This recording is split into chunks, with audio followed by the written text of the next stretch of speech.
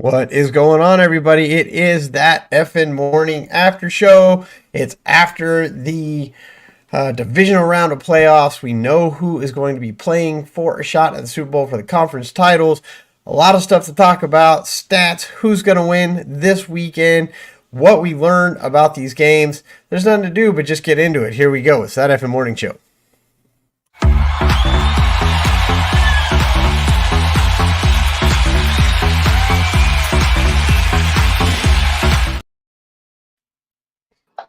And we add to the stage, as always, Mr. Adam Hulse. Adam, we had a great week of football. And, whoops, sorry about that. And look, we learned a lot about the teams. We're going to learn a lot more as the show goes on. But we had a great weekend of football. And honestly, I'm really not surprised just because of what we saw. I'm not surprised on how it turned out. I don't think there's a lot of surprises, even though we didn't predict it this way. Ultimately, I don't think surprises are there. But what did you think of this weekend? No, I don't think it's super surprising either, especially the way that this season played itself out. And, sure, we might have learned some things about some of these teams, but for the most part, it kind of feels like, the more things change, the more they stay the same, right? And, in particular, with that Bills matchup, we got the Niners in the conference championship again. Allen still can't beat Mahomes in the playoff game. Lamar Jackson, that was his best playoff game of his career by far, and one he needed. We talked about that a lot last week, that his playoff numbers before this game, absolutely abysmal. Not just kind of bad, not good, atrocious. And he came out and played excellent, flawless, fantastic, superstar type of game. So that's good for him kind of flipping that narrative. But I said it last week too. There was no way that all four home favorites were going to win. It never happens. It never happens that all four home favorites win in the divisional rounds. Now, the Chiefs beating the Bills, you can debate whether or not that's really an upset, but that's the road team that got it done. Yeah, no, they did. And look, fourth and flex, Bandy, he's a huge Tampa Bay fan. He's happy for the Lions. I mean, the Lions, that's a big win for that city. But damn it, he says for his Tampa, his Bucks. The Bucks played well until the end of that game. The Bucks gave him a run for their money. Baker played pretty well, but then unfortunately, in kind of a classic Baker move, he throws that pick at the end of the game that kind of ends it. But if he could have done something with that drive, that could have got real exciting. Look, and that's not to take anything away from Baker. I mean, the guy had an amazing season. The guy, far exceeded the expectations, especially from this commentator right here. But I really didn't expect that. To get a Daniel Jones type of contract this offseason, right? What else are you going to do? Right. I mean, he's been better in his career than Daniel Jones. He's had his ups and downs. And now in a contract type of year, he just had arguably the best season of his career and advanced in the playoffs. Absolutely. Look, he's not going to be one of those 50 million plus type quarterbacks among the highest paid, but he'll get that second tier quarterback contract, I believe, similar to a Daniel Jones last year. I can totally see that you saw Bandy being proud, and here it is. That's my quarterback. I can see it. I want to see the video, Bandy, on fourth and flex. Go check those guys out. I want to see it. That's my quarterback. But yeah, far exceeded expectations. Let me tell you something real quick as we start off the show. I mean, you already know this, Adam, but we have some stats for you. We throw out the stats. I got some stats from this weekend that are just going to blow your mind. And I didn't even get to finish them all. I'm not gonna lie, I didn't get to finish all the stats, but some of the ones, stick around. You're gonna be glad you did. That said, let's look. There's how we did on the season. We told you guys already know. We predicted the entire season game by game, and this is how we did. Home teams came out 159 to 113. I actually took our record down, so I lied. It's not how we did, but we did really well. We did upper 60%, and we are proud of that. That said, There's how we did. Adam edged me by 2. So when we get into the playoff predictions, wild card weekend, there's your numbers for wild card weekend. Here's your numbers for the divisional round. All right. Home teams almost always has the advantage. Go back and look through the years. It's pretty, like you said, home teams always have the advantage, but they never seem to clean out. But these are the numbers that I'm looking at here are these touchdowns. All right. We had half as many teams playing again. Well, not half as many. It was 2/3. But while the passing touchdowns took a hit, the rushing touchdowns did not. The defense special teams tells them to do the field goals really did not take a hit. And of course, the field goal that matters. The game on the line, he will. 44 yards, Bass. No, he doesn't make it. Wide right. Wow. The 2 most dreaded words in Buffalo. When you saw that happen, you and I are old enough. Thank you, Bandy. Appreciate that. And that's what he wants to see. 2 years, $54 million for Baker.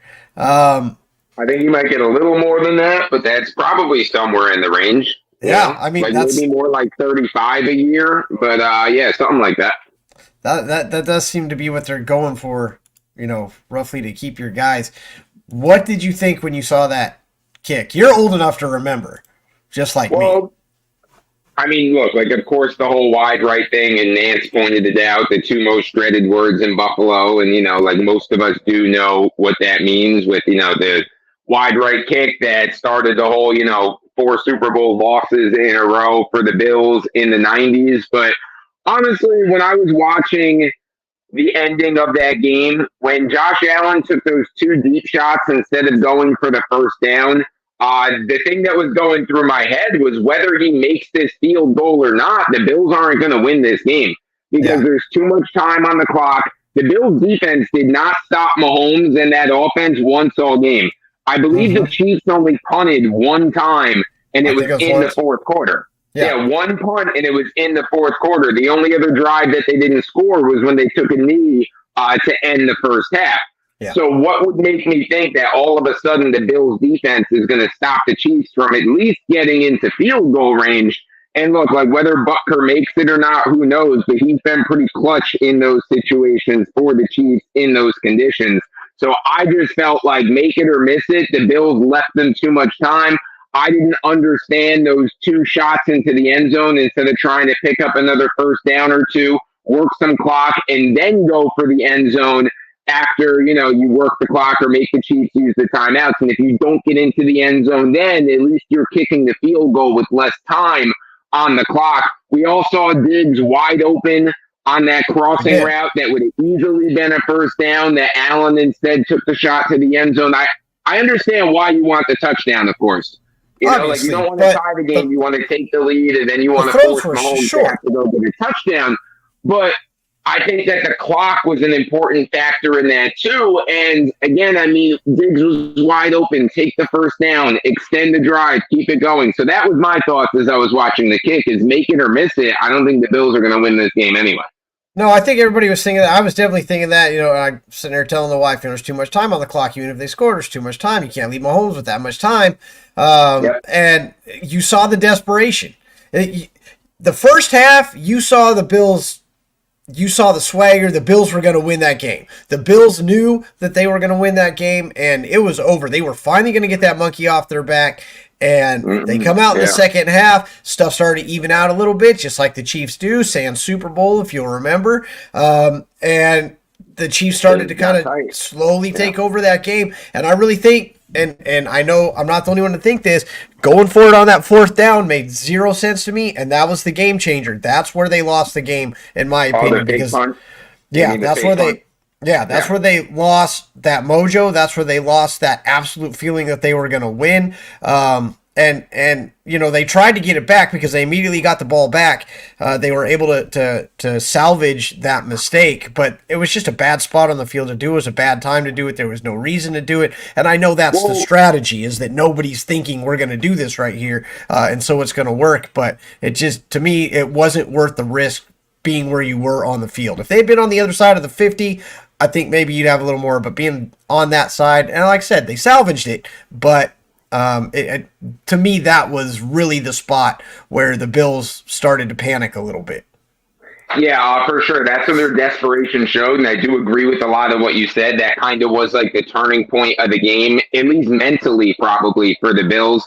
But the one thing that I disagree with is that I don't think it caught the Chiefs off guard.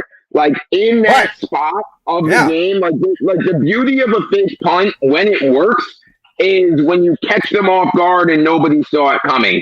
In that critical spot of that game, they're ready for everything. You know, like special teams is on alert at that point. Fakes are on alert at that point. I don't think that was the right time to catch them off guard with it because it looked like the Chiefs saw it coming. And even if they didn't, they were at least ready for it because fake punts don't work in crucial spots like that in games.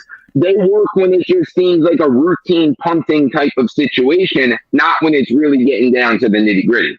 And Bandy's right here. You know, Allen needs to go for the check down. He does go for that home run ball. He's lived on it, and it's worked up until this point, honestly. But you don't not pass to a. He was wide open. He was wide open. They had him twice, and especially after the first one, he should have went for it on the second one. He didn't need to go for that touchdown on the second one. But like to your point and what you said with Bandy, I mean, Kansas City only had 10 guys on the field and they were still able to stop it. I guarantee you, I'm not an NFL coach. I'm not a special teams coach. I've never coached special teams, anything about it. But I promise you, in the second half of a close game, in any close game, when the punt team goes out on the field, the special teams coach is screaming, I don't care what happens, don't let them fake it. Like, get the kick, get the coverage. That's task 2. That's task 2 to get the run back.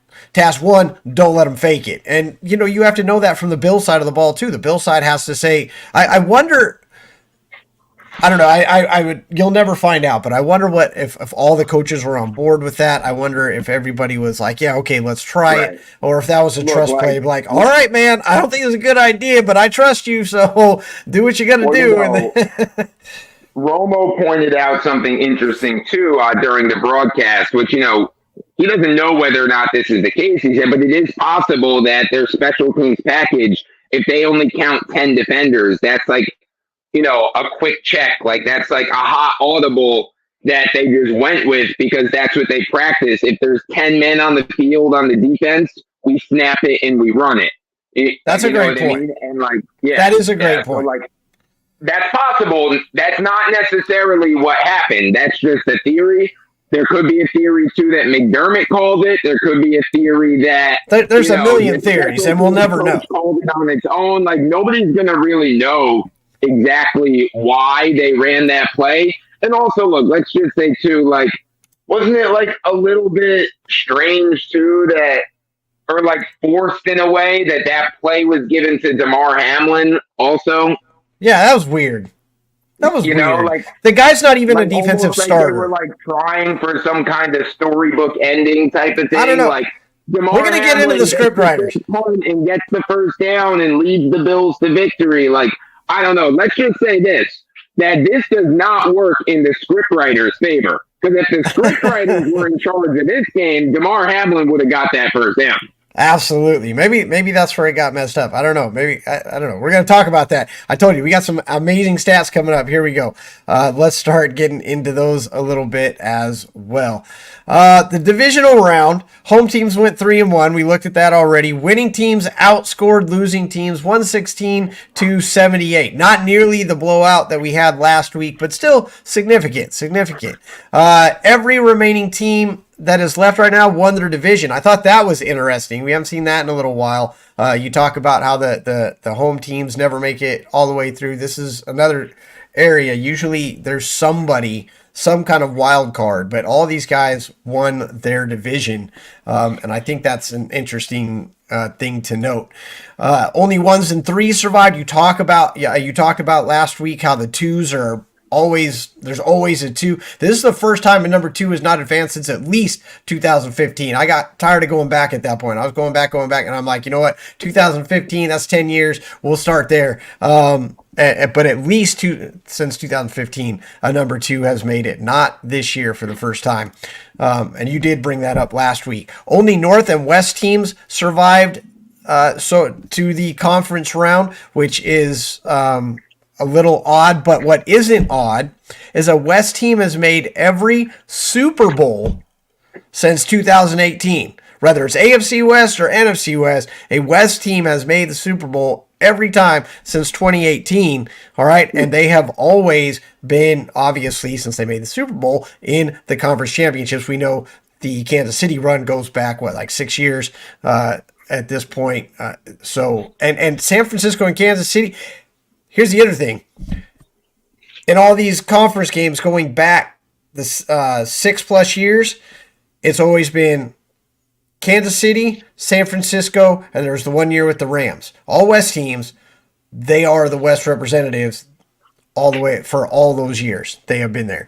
I thought that was kind of interesting too, that when you talk about how West teams have always survived, it's always been Kansas City and or San Francisco and the Rams in the West. So there you go. That's how the division played out. What do you think about that before we get into that? I thought these were kind of interesting. I didn't really realize the West thing, but yeah, there it is. Well, yeah, I mean, the West thing, a lot of that has to do with the Chiefs, of course, with the crazy streak that they're on. But, what I didn't realize is, just the interesting one to me is that just the North and the West survived this year. I didn't put that one together in my head for whatever reason.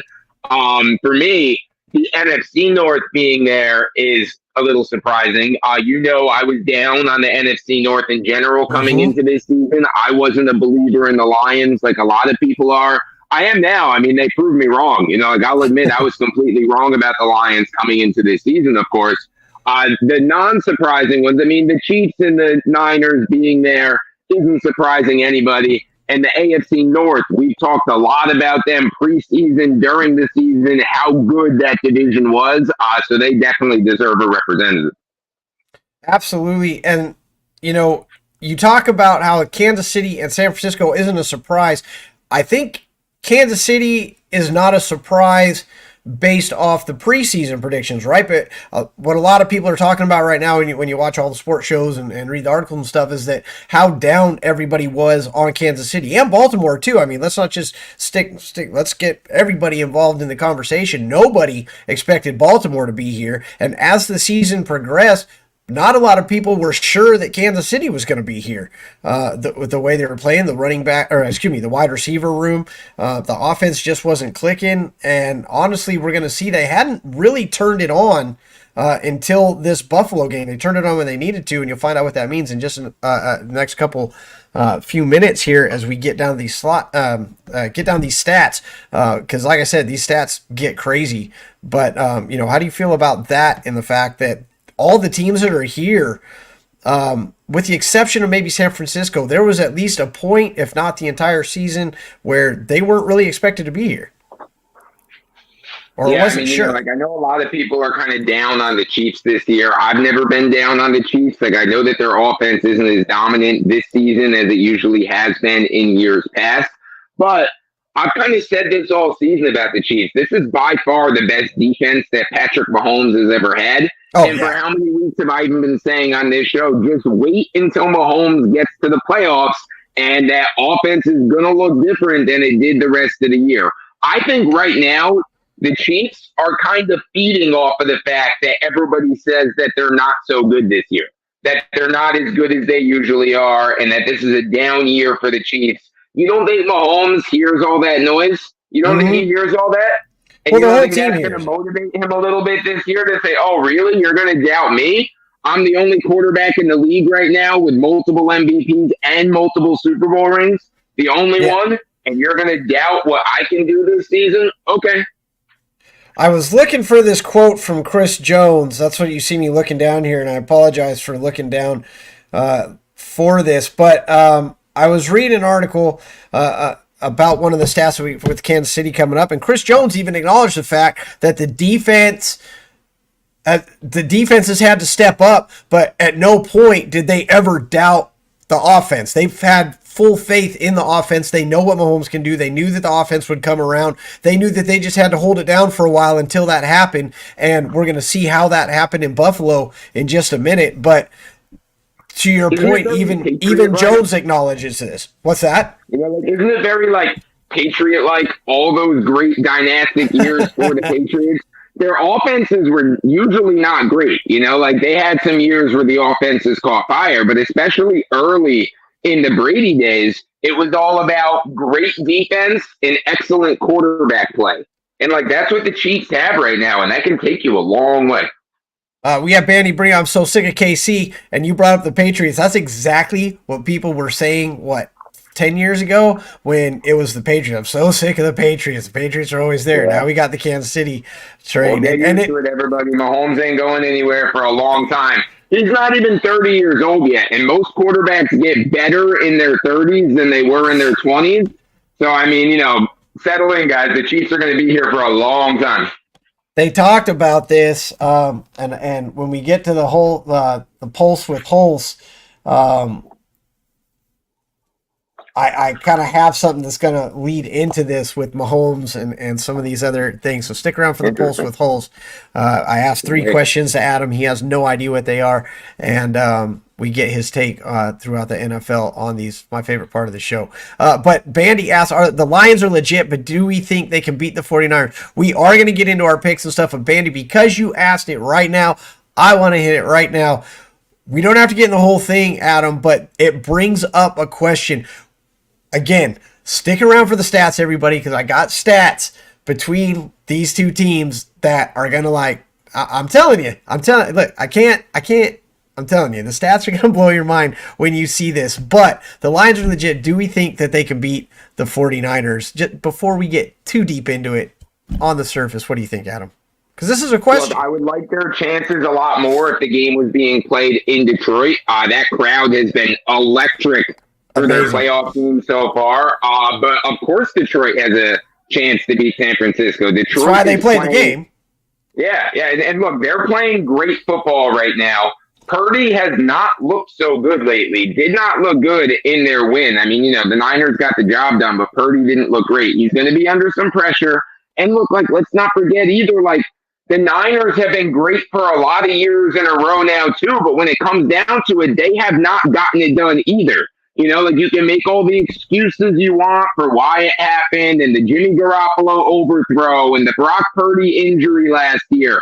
Whatever the reason may be, the Niners have gotten far in every postseason and then come up a little bit short as that Super Bowl keeps evading them as well. So, yeah, the Lions can do it. Absolutely. We're gonna see. Wait till you see these stats. I can't wait. Spagnuolo being head coach next year. That defense has been legit. That could be a real thing. And you're right, Adam Purdy hasn't looked amazing in the playoffs. Great point, but he hasn't looked bad either. And look, let's remember. I got some Purdy stats for you as well, obviously. But let's remember why Purdy is there. Debo may or may not play. That's something we're going to be watching. But let's remember what Purdy is there for. What Purdy is even 100% why he's even in the role. Since the day he came in, he's been asked to do one thing, and that's enough. That's it. He's never been asked to be spectacular. He's never been asked to exceed predecessors or become the next Tom Brady. He's been asked to do enough. And that's exactly what he has done. He's done enough to get them in this position. And so will he do enough to get them to the Super Bowl? We'll find out. Bandy, we love all the love. You're so full of love. I'm telling you, this guy, God dang, Bandy, Fourth and Flex. You guys got to check him out. He is just one of the best, him and his boy Trey. When I watch what we do, I watch Fourth and Flex. All right, so next slide, if you will. Kind of some about the players and some about the teams. It shouldn't just say players, but teams with the time of possession went 2-2. What I want you to think about when I run through these stats, everybody, is how there isn't a defining stat here. Normally we have defining stats, and maybe we'll have some later on in the show. We'll go over those in just a few minutes. I promise. It's coming up. We're not dragging it out today. But look for there isn't a defining stat. I mean, we've got an extremely equally matched playoffs conference round in this one. I'm not so sure we've had something so evenly matched in recent years, but we definitely do. Team with the top time of possession went 2-2. Teams with fewer turnovers went 1-2. Okay, so actually the team with the most turnovers actually won once. That was actually Kansas City. Teams with more total yards, 2-2. Didn't make that much of a difference. 300 plus QBs, Mayfield, only one. Unfortunately, they didn't win. Running backs at over 100, Aaron Jones, only one. They did not win. Double-digit targets, Collins went 5 for 10. They didn't win. CMC, he's a little bit different, 7 of 12. They did win. Evans, 8 of 12. Nobody caught the double-digit targets, but they got them. And these are CMC's there as a running back, all right? But 2 of those 3 guys didn't win. And wide receivers, over 100, Mike Evans. Tampa Bay balled out. I mean, they balled out, but they didn't win. Bass's kick, this is just a fun one. Bass's kick was 44, Norwood's was 47. They both went right within 3 yards of each other, about 3 yards off the kick as well. But again, like I said, Adam, maybe I'm not seeing it, but where is the stat that gives somebody an edge here? Well, this weekend it looked like you either had to play at home or you had to have Patrick Mahomes on your roster. What I saw really when I broke all this down, and of course I got to see everything as I'm breaking down the stats, is I saw teams that you look at the double-digit targets. All right, there was only 3 guys that had double-digit targets. Only 2 of those teams won, and so what I really took away, that was the big one for me. What I really took away there is the fact that it's the teams that are spreading the ball around. It's the teams that are utilizing the entire team. And Mahomes even said that at the end of the game about it being the total team is what gets you through, having other players pick up, having other things. That to me was the thing, because when you look at the Baltimore-Houston game, nobody on Baltimore, no receiver on Baltimore's team, I think, had more than 6 targets. Lamar is spreading the ball around. When you talk about San Francisco, they've been doing that all year, which is why the Debo injury is so significant, with the exception of CMC. CMC does get a lot of ball, but he should. And you go around, you look at these teams. Detroit has 2 running backs. I think I read yesterday that it was the first time in NFL history that 2 running backs have had gone over 1,000 all-purpose yards in NFL history. And if you remember, Detroit did it last year. They utilized both backs with one of them going to New Orleans. That's kind of been a game plan of theirs is to really utilize the double-headed running back monster. But that said, it's the teams that are spreading the ball around, using all the talent, that seem to be having the most success this year. Yeah, and that was like a trend we talked about a lot, like during our shows throughout the course of the season, when we looked at fantasy numbers and all the changes in the top 10s and all the distribution and stuff like that, especially for running backs, like the days of the featured running back are kind of long in the past, minus Christian McCaffrey, who, should we even call him a running back at this point? Like, he's an offense. You know what I mean? He kind of is, yeah, right? He's a running back. I mean, I feel like calling him a running back at this point is almost doing him a disservice for all. God forbid you ever let him catch a punt one day or something, Right. Well, I mean, he did it at Stanford, right? When he was in college, no, he did. He was their kicking punt returner too. So that's I mean, we've seen him throw passes this year. They're just not going to let him. That's what I'm getting. They're not going to let him. Because they don't want to get hurt. No way. But God forbid they ever did. That's not going to happen unless it's in like a Super Bowl situation and there's like an important punt coming up. It's possible that they could do something like that, like in the 4th quarter of the Super Bowl, maybe. But they're not going to risk that in general. Probably not. But spread the ball around. That's a lesson here, and so I expect to see more of that, with the exception of CMC. Again, no hurt, no damage done there, obviously. But all the other teams spread the ball around. And that's what makes the conference games so interesting, is now we've got everybody doing the same thing and having about the same success doing it. And this is what I'm talking about when we talk about that. Oh, yes, and there's this. by the way. I'm sure a lot of you have seen this. The color schemes obviously go out well before the playoffs start, and they just happen to be predictions of what's going to happen. I don't know. It still applies even going in this weekend. And look, they've got the San Francisco thing there, but that could just as easily be a Kansas City thing, and you know, blend the red with another color, blue, to get the purple. I mean, there's a lot of different ways you can read into this, but San Francisco to Baltimore is going to be really crazy if this works out. Yeah. Yeah, and look, let me just say also that Eagles one to me is a bit of a stretch. That it kind of is. That they're using for the Eagles. That's more so the Dolphins, the Jaguars. That's that more, that kind of shade. But hey, I mean, it fits the narrative. So let's just say any shade of green works for the Eagles, right? 100%. I love it. All right. I promised you guys stats. Oh, once I get past my little animation here. There we go. Now we can go forward. Okay.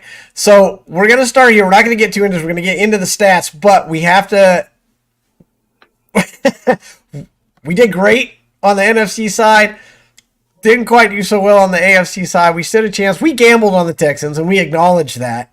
We said the Texans could win, and that's why we picked them. They did not. And, of course, we saw what happened. Close game, great game. Buffalo just can't beat Kansas City. So, all honesty, we want to stick that up there. But we are going to talk about the predictions. All right. Here we go. Detroit and San Francisco. This is, you guys, just wait. Just wait. Wait for the little graphic. All right. So let's talk about the location. We talk about the home teams and the visiting teams. We know home teams did better during the regular season. They typically do better in the playoffs. Right now, one visiting team has won in every round. Don't know if that's going to happen in this one. If it doesn't, it'll be 1 versus 1. That hasn't happened since 2017 when you had the Eagles and the Patriots battle it out. But location, 6-3 on the road. 5-3 at home. That's counting the playoffs, but that's for the season. Okay. Again, 2-2 in each location over the last 4. Point score per game, we got to do it the EFIN style. We're not just taking point score per game. We're taking some kind of legitimate stat here. 14 plus second half points per game since week 13. Detroit has gotten at least 14 points in the second half in every game since their bye week in week 13. San Francisco, 14 plus second half points a game since week 15. All right, not far behind.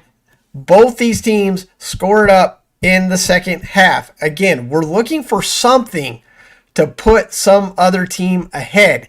Turnovers, 0 so far in the playoffs. And that's more interesting to me for the Detroit Lions, the fact that they have not turned the ball over yet in the playoffs, but there it is. So since the teams aren't giving us anything, let's see if we can get something from the players. Purdy and Goff over the season. Goff and Purdy, QB 6 and 7 respectively. 7 and 6 would be more appropriate there. Both of them had over 4,000 yards. You got QB 2 and 5 in yards. You got QB 4 and 3 in touchdowns. Very close. Points per game, 21 touchdowns since week 9. Not to be outdone, 22 touchdowns since week 9 for Brock Purdy. All right, turnovers, 12 on the season for Goff, 11 for Purdy. Adam, I need something, man. I need something to give somebody an edge. I mean, I'm getting down into the stats a little bit. Help me out here, bud. I don't know, man. Like, this is like dead even when you look at this stuff, which is really interesting to me because, the perception is that Purdy's been, borderline MVP. Earlier in the season, he was the MVP favorite. Nobody's talking about Goff in that same light. Goff is more like the feel-good story, where he came from and his resurgence and the Dan Campbell thing. But then, you lay this out side by side, and we're kind of looking at the same guy. Yeah. I mean, and probably like the same expectations in a sense that when they were brought in to do enough, and they've exceeded those expectations a little bit, right? Like, that's the point. Like, that's the demand from Dan Campbell. Protect the ball, do enough to help everybody win. We know what the receiver room has done for both these teams, and I know people want to bring up. I love this one. Bandy Goff's Super Bowl experience gets the edge. I think that's a huge one.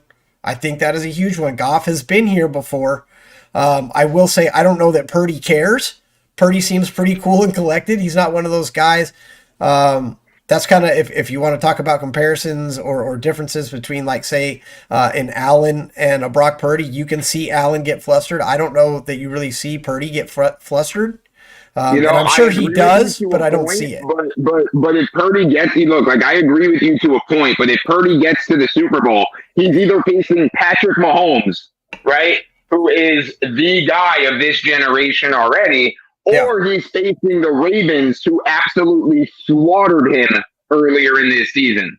So either one he's facing, that's a mental hurdle that he probably hasn't had to deal with before. I'm not necessarily saying it will affect him, because I agree with you. He seems very cool, calm, and collected. But this will be a different situation than he's had to see before.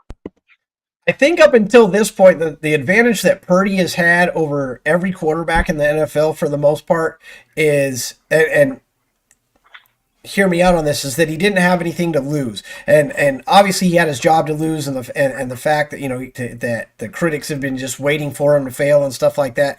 Yes, but I mean, he came in as the last pick.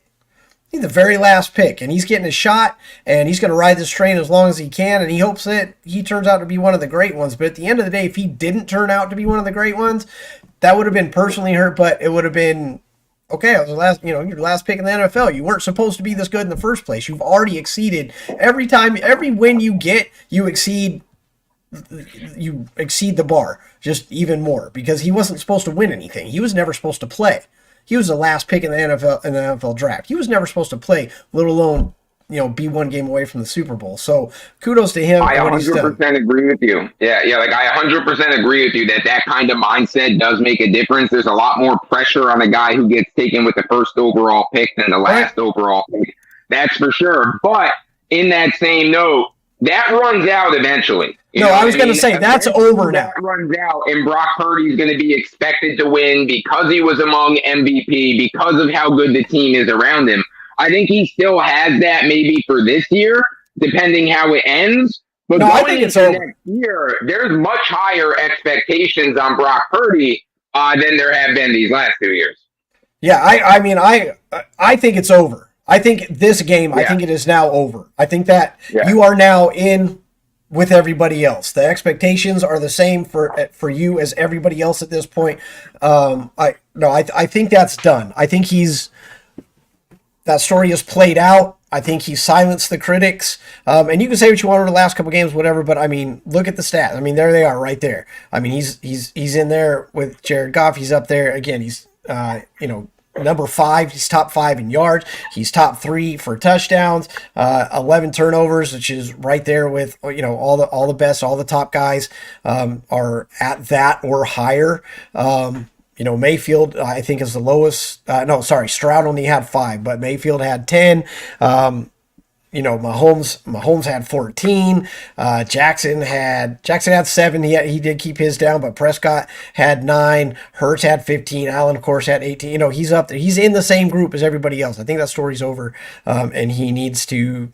Now he's in there. But you're right. Up until this point, I think that was probably an advantage that he had. I don't think that's an advantage anymore. And so we'll see what he does with that pressure. With this game, how do you see this one coming out? Because, first let's answer the question. What's the difference? Where's the advantage? To me, it's CMC. And you can make the comparison when you got the Detroit backfield, two-headed monster again, both guys over 1,000. Detroit, second team in NFL history where they had to have 4 players with 10-plus touchdowns. That doesn't happen. They've got Laporta, of course, who's the next whoever's name you want to throw in there at tight end. They've got the tools, they've got the talent, they've got the numbers, they've got the stats, but it takes 2 people in Detroit to do what CMC can do by himself, and I think he is the reason that San Francisco has a slight edge in this one and the home field advantage. I'm not sure. What do you think, Adam? The interesting thing here is that the Lions' rushing defense is the best in the entire NFL. They completely shut down the run of every single opponent that they face off against. But, we touched on it before. CMC is not just a running back. He is an entire offense. To me, I think one of the biggest keys is really going to be Deebo Samuel's health.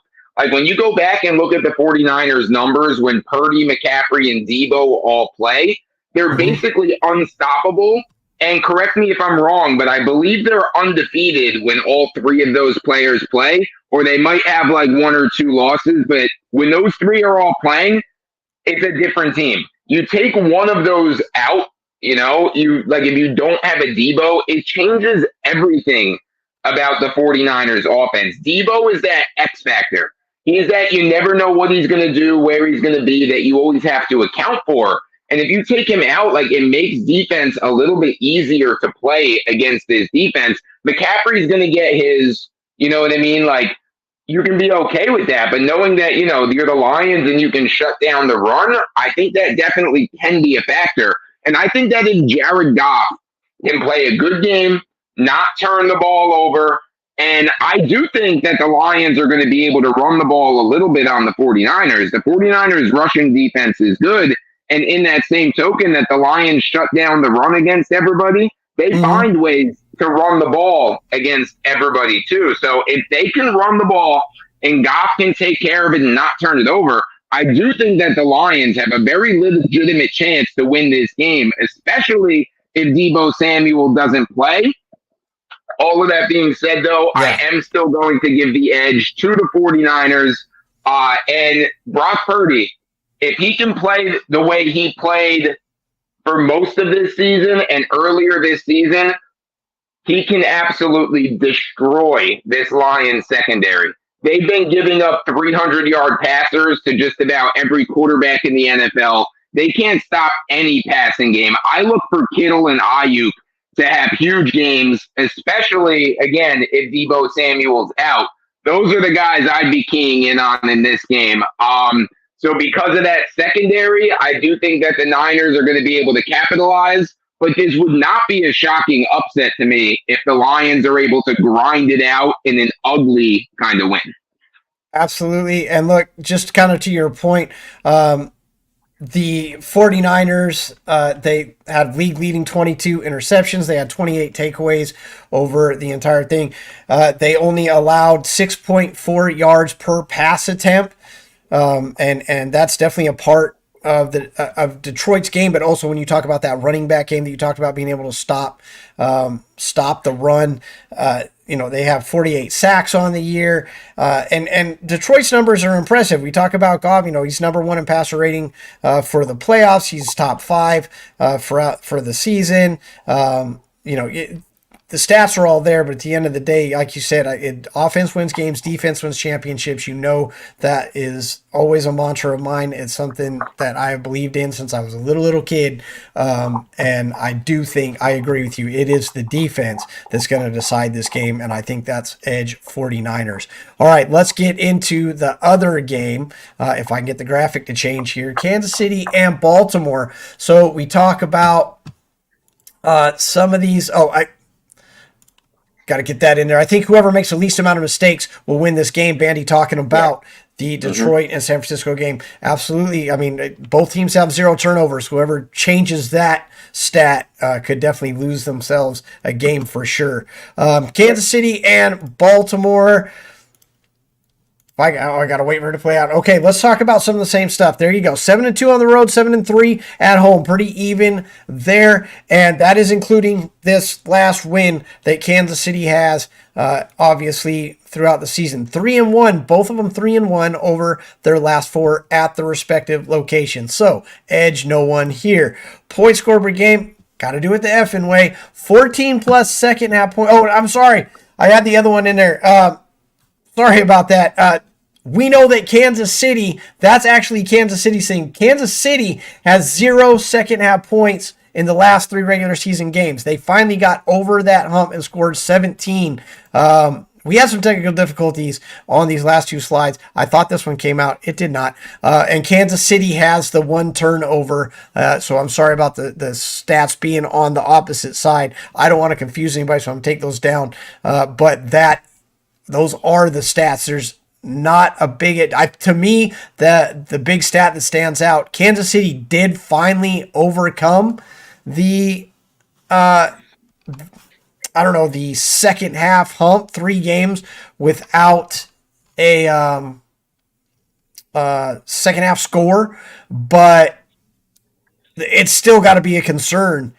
Yes, they finally got that road win, but Kansas City hadn't scored a second half point until they got into the Buffalo game. They're going to have to be able to score second half points because the Baltimore stat was that they have scored 14 or more points in every game since their bye week, with the exception of one where they only scored 10. So they've scored 10 or more points, but honestly, they've scored 2 or more touchdowns in every single game at home since the bye week. 5 of the last 6 is what it was.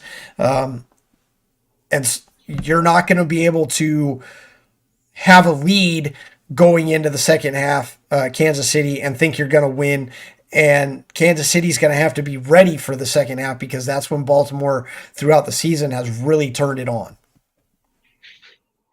Yeah, and I think a lot of that has to do with Baltimore's defense, which is the best defense in the NFL. That defense is absolutely ridiculous how good that defense is. Like, who would have thought before this season that we get a Ravens versus Chiefs AFC Conference Championship game, and the two defenses are really the story of it. We're getting Lamar versus Mahomes, but realistically, when you look at these teams' success all year long, of course, you need the quarterback to really make it happen, but their success has been dependent on their defense, both of these teams.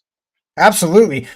The thing that is amazing, so Lamar Jackson's QB4, Patrick Mahomes is QB8. Patrick Mahomes has more yards. Patrick Mahomes has more touchdowns. Patrick Mahomes also has more interceptions. And Lamar obviously has more rushing yards and more rushing touchdowns. But honestly, again, we're kind of evenly matched. Both can run.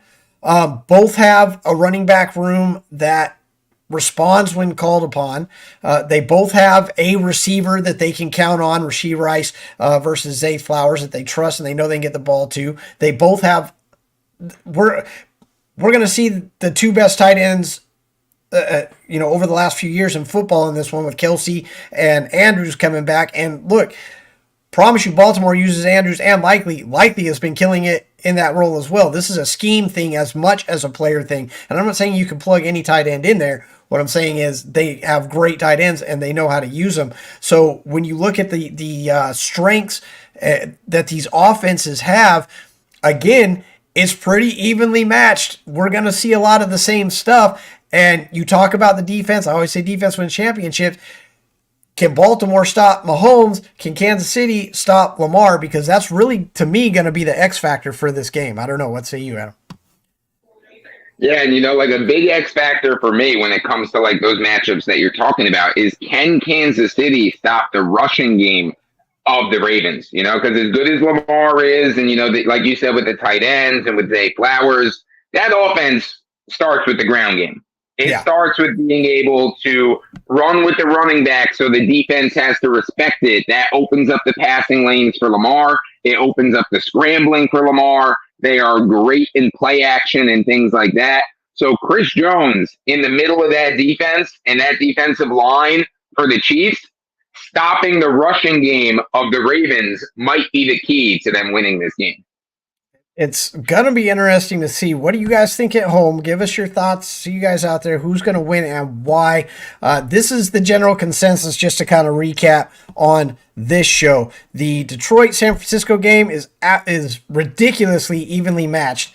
Let me bring up that slide again real quick, just so everybody can see it. We talk about where they are at home, the second half points for the season. We talk about the numbers here. Way more evenly matched than I think people realize. So defense is going to be the one. that we think is going to be the deciding factor in this game. And then we just told you defense being able to stop it in the other one. I really think this is a defense wins championship kind of year for this one. 1s and 3s. I really like the slide. I'm going to leave this one up for a second as we finish this up. Who do you got winning these next 2 games? Actually, no. Let's do this. That's the next question, but I want to do the Pulse with Hulse first. Pulse with Hulse. Let's run the graphic, and then I'll explain what that is.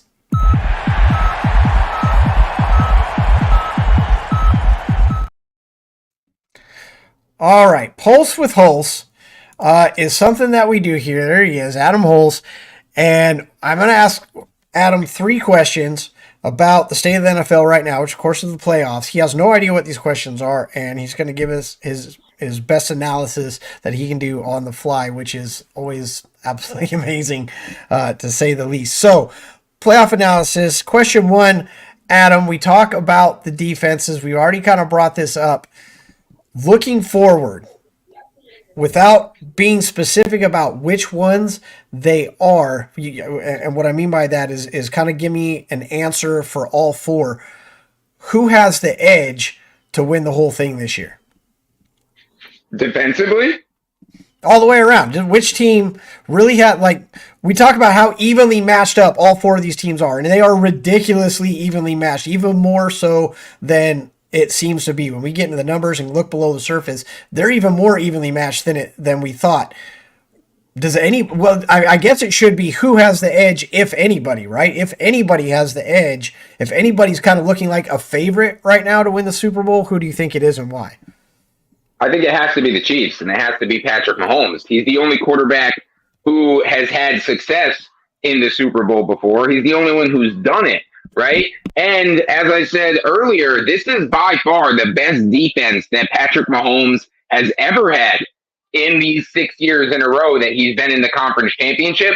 All the other seasons, Mahomes has had to be spectacular for the Chiefs to have success because their defense wasn't great. Sometimes the supporting cast around them wasn't great. They were great because Patrick Mahomes was great.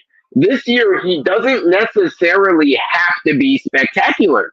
There's less pressure on Patrick Mahomes to be, this superstar who can just take over games on his own. And I think you're seeing it in the way he's playing, too. He's playing comfortably. He's playing conservatively. And then when they need a big play, he goes out there and gets it every single time.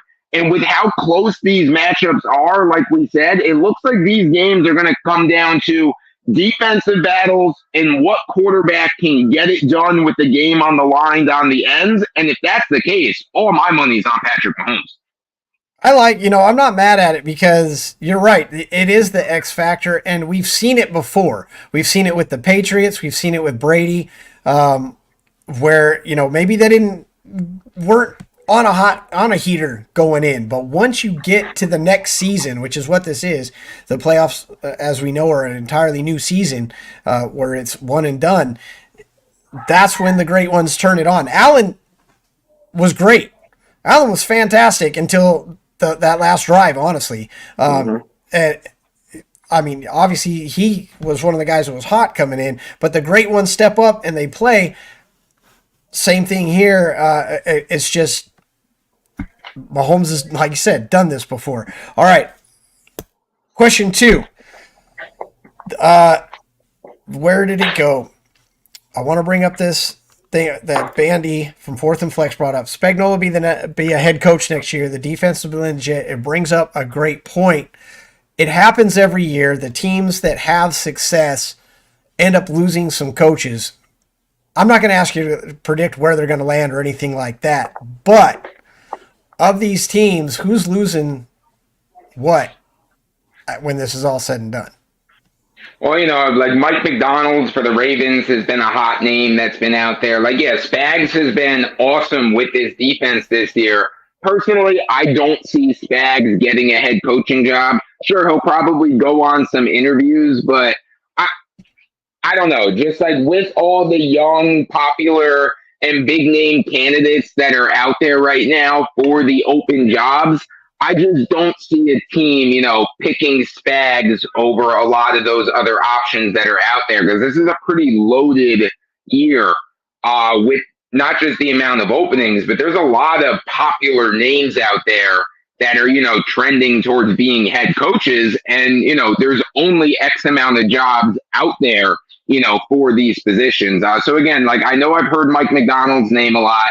Ben Johnson for the Lions is the name that's like, seems to be at the top of a lot of lists of teams that are looking at Ben Johnson. I've heard some rumors that it's basically a done deal that Ben Johnson is going to be the Commanders' next head coach. Unconfirmed rumors, but I have heard that. So, whether that's true or not, I guess we'll see. It obviously can't really have too much traction until the Lions are eliminated. So as far as they go, until that point, Ben Johnson's with the Lions. But yeah, like teams that do well, their coordinators always become popular. And, that could be why it seems like, the whole head coaching thing has stalled, right? Like all these teams are kind of not hiring guys. Well, a lot of that could be because they're waiting to do their interviewing process with the coordinators on the teams that are still remaining. Because obviously the team still remaining, their coordinators did a good job to get them here. Yeah, absolutely. And you always think it's easy for us on the outside to think I would rather stay in my, like, if I'm Spags, I'd rather stay with the Chiefs and see how many Super Bowls I can win. But at the end of the day, the NFL is still a business. These guys are still trying to get paychecks. These guys are trying to make a name for themselves. And so, hey, look. Your legacy, man. Nobody really remembers the defensive coordinator of the Super Bowl champion, 10, 20 years from now, but you do remember the head coach. So it does make a difference. Yeah, no, I agree. And the last question, this one's more of a opinion piece on this one. Who do you want to see in the Super Bowl and why?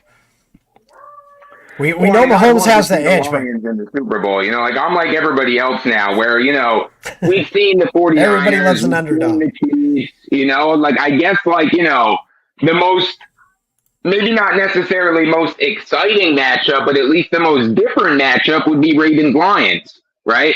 Like, it seems like unless you're a fan of the Chiefs, Ravens, or 49ers, you want the Lions to do it, right? I mean, how can you not love Dan Campbell at this point? The underdog story, one of the oldest franchises in the NFL, yet they still have never won a Super Bowl. This could be the year with, all the storylines with the Lions. They are a fun team to get behind. Again, like 49ers, though they haven't won one in a while, they've been there. The Chiefs obviously have won 2 recently. The Ravens, it's been like a little while, but they won 2 fair, at least this century, they've won 2. So yeah, I mean, it's got to be the Lions. I actually didn't want Baltimore to get there. Originally, I wanted to see someone. I wanted to see Buffalo get there. I want to see Allen get there. But now that they're eliminated, I'm okay with. Detroit would have been great, man. Buffalo, Detroit would have been great. I'm good with either of the teams. I mean, the thing is, Jackson's going to win the MVP, and you don't see the MVP get the Super Bowl very often. I'm not sure what the exact numbers are. I can look that up, and I will during the week. But, usually the MVP makes a deep run but doesn't necessarily make the Super Bowl. Baltimore has played well. And, honestly, there is something different in that locker room. We've seen all the clips. We've seen all the dancing and all that stuff. There's something different going on in that locker room. Lamar has really matured. And I love the fact that he's he's contradicted the usual get the money and run. Guys that get the bag don't typically perform. Jackson has stepped up and earned his paycheck, and I like to see that because it doesn't happen often. On the other side, I really want CMC to get a ring. He's one of the best to ever play the position in the entire game. He deserves a ring. That's why I'm kind of pulling for San Francisco. I love an underdog. I love the Detroit story. I love the whole thing. But for me, I got a little more love for CMC at this point, and I want him to get the ring. So that's where I sit. But that's the Pulse with Hulse. We do it every time. I love it. 3 questions off the cuff. And there you go. Before I end it, the Pulse with Hulse It's not really the end of the series. We still have one more, but do you have anything else? You know, you're a slave to my questions at this point, but do you have anything that you want to expand on? Because look, Adam Hulse, NFL writer at Sportskeeda. There's the stats and stuff. Go over to Sportskeeda, put slash Adam Hulse in there. He cranks out 20-25 articles a week about the NFL. And I love reading his stuff. Super knowledgeable guy. Is there anything that just kind of like, you know, you want to expand on or throw in there for this week? Well, you know, one thing I'm kind of keeping my eye on for this weekend, and in particular with the Chiefs, you know, there are some rumblings out there that, especially if the Chiefs do win a Super Bowl this year, that Andy Reid could potentially retire. You know, like that is a thing that has been said out there. Also, you know, there's the Kelsey thing going on as well. Jason Kelsey announced his retirement to his team. That story leaked, and then he denied that he's made a final decision. So it's like, is he retired? Not he's retired. I've heard a theory, too, of the potential of the Chiefs getting Jason Kelsey and pairing him with Travis Kelsey and playing one season together, and then they're going to retire next year. Again, these are all just theories. These are all just rumors. This is all just stuff that's out there.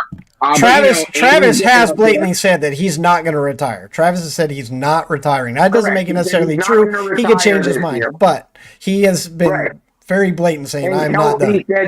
And Jason said that he is retiring, and now maybe he's not retiring. You know, you can never take people's word for it with this kind of stuff. You just kind of have to see how it plays out. Money and situations change a lot of things. If Jason and Travis could play together, I think I agree. I think Jason would come back for one season to play with his brother. I think that could happen. Yeah, like if that can happen, I think that would happen. Will it happen? Who knows? For me, the Andy Reid thing is what I'm really watching the most, because I have been hearing those rumblings for a few weeks now that Andy Reid is getting close to that point. And if he wins another one this year, that could be it. I still find it hard to believe. Now, do you retire if you win? I don't know why you retire if you win. Like, you got to come back. If you win 2 in a row, I can see that. So maybe that's the thing. Elway did it. You know, if you got 2 in a row, do you really need to come back for a third one? Like, I got 2 in a row. You know, my legacy's set and all that. So maybe that's the difference. Is you don't retire after winning 1. You retire after winning 2 in a row. So I can see that. Look, sure. I mean, his legacy's already set, though. Oh, yeah. It's been set. It's not 2 in a row. If he retired, like, if the Chiefs lose to the Ravens and Andy retires, he's still a Hall of Famer. You know, so in his head, it's like, you know, we don't know what his goals are. He's a multiple-time Super Bowl winner. In his head, he might be like, look, I'm good. I did everything I need to do. All my goals are already accomplished at this point. Like, I'm good, regardless of the fact that, you know, maybe he doesn't have a Bill Belichick mindset of, like, I want to win 10 Super Bowl rings. Maybe to him, like, 1 or 2 was enough. Like, we don't know, like, what that mindset is. So it seems crazy to me that you'd have Mahomes in the prime of his career and you'd retire, because it's just like, if I'm a head coach and I have Mahomes in the state that he's in right now, I'm riding it for as long as I can, because I believe he's going to bring me a whole bunch more rings. But who knows if he really cares about that? Indeed. I mean, he seems like a guy that did. But now that he's got, like, I think he's checked the box that he want to check. I really do. I agree with you on that. Like, everything else is bonus material at this point. He's got the Hall of Fame locked up. He's got his Super Bowl rings. He's going to go down as one of the greatest coaches in NFL history. And his narrative was a great coach that can't win the big one. And now that he's gotten multiple with the Chiefs, that narrative's gone. Yep. His narrative now is one of the greatest coaches ever. That's how people talk about Andy Reid now. You have to remember, before he won these with Mahomes, the narrative on Andy Reid was, he's the guy that'll get you there, but he's not going to win it all. You know, like, he'll always get close, but never quite get it done. You know, he's completely quieted and all that. People almost forget about that at this point. Yeah, absolutely. Apologize for that. Thought I muted my mic.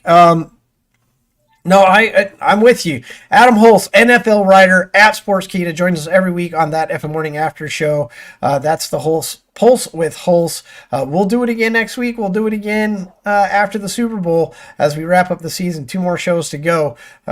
Keep coming back for more. We got one more thing we got to do, Adam.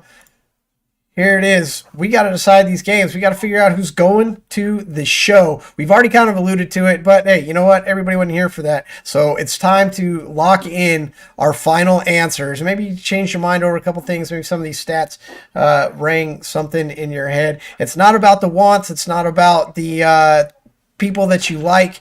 No friends here. Who's going to the game, Adam?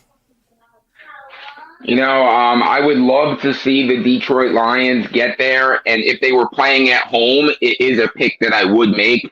But in San Francisco, the way the 49ers have been all year and the deficiencies in the Lions secondary, I have to go with the 49ers to get there. And then on the other side, look, I already alluded to it. The Chiefs defense, the Ravens defense have both been excellent. Now, the Ravens defense, in my opinion, is better than the Chiefs defense, but the Chiefs defense is good enough to hang with them. I think this is going to be a tight game to the end. I think it's going to be a low scoring game to the end. And in that kind of one score situation with the game on the line in the fourth quarter, I'm going to favor Mahomes over Lamar Jackson any day.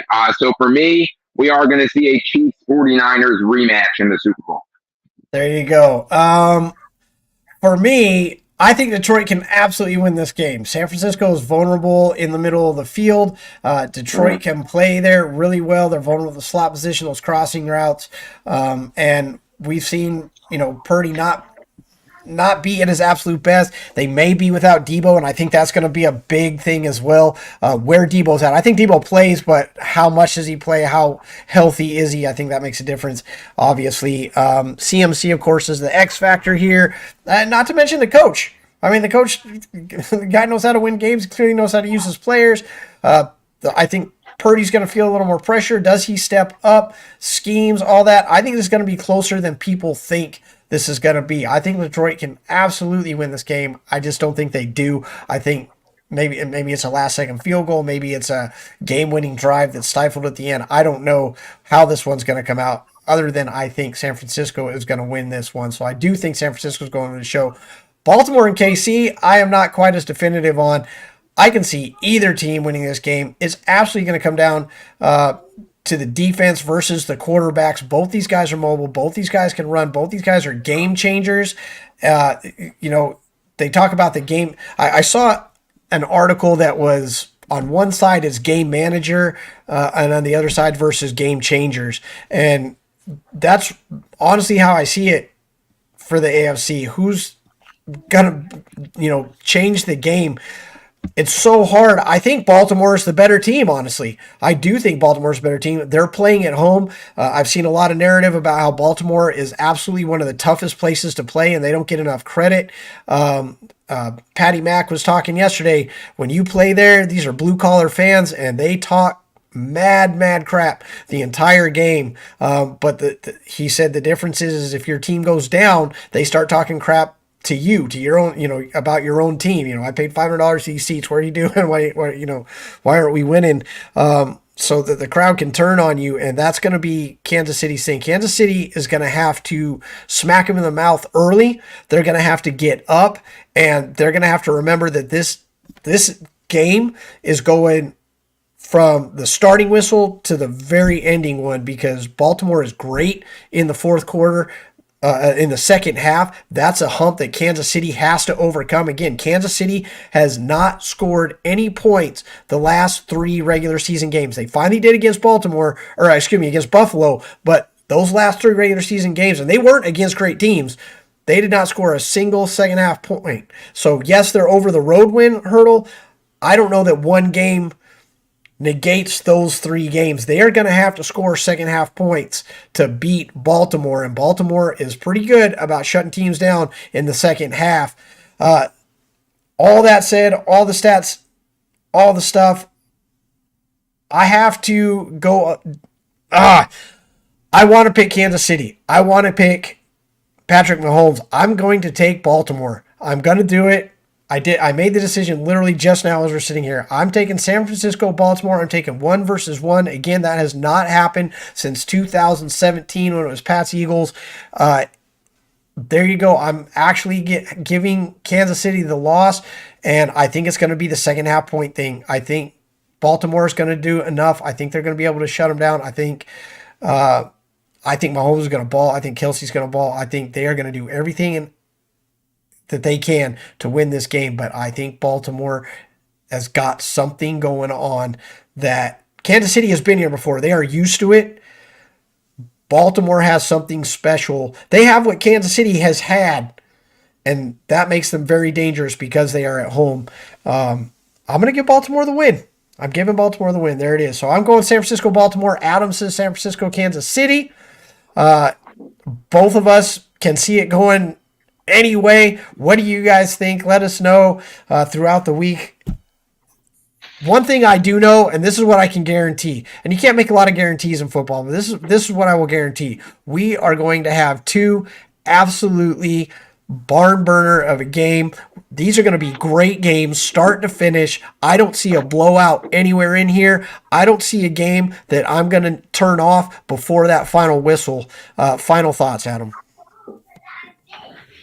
Yeah, I mean, I agree with you too. I think that these are two great matchups, two evenly matched teams.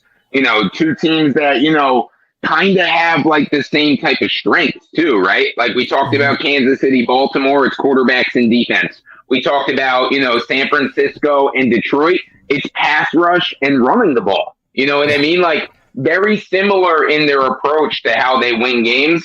And my last thought on the Chiefs, their offense has not looked good all year. We talked about that a whole lot. They've looked pretty good in both of these two playoff games, right? Is it possible that like Mahomes and the Chiefs are just starting to get a little bit bored with the regular season? Like they know they're going to win their division. They know they're going to go to the playoffs. Like it's kind of like that. All right, let's get there, blah, blah, blah. And now that the games matter and what they play for, they turned it up a little bit.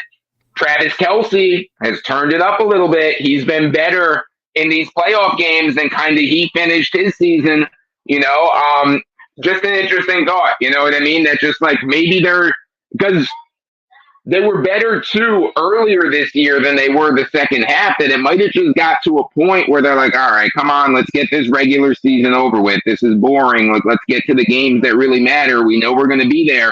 They can sleepwalk and win that division at this point. They've turned it up. Let's see if they can turn it up again against the best defense in the NFL.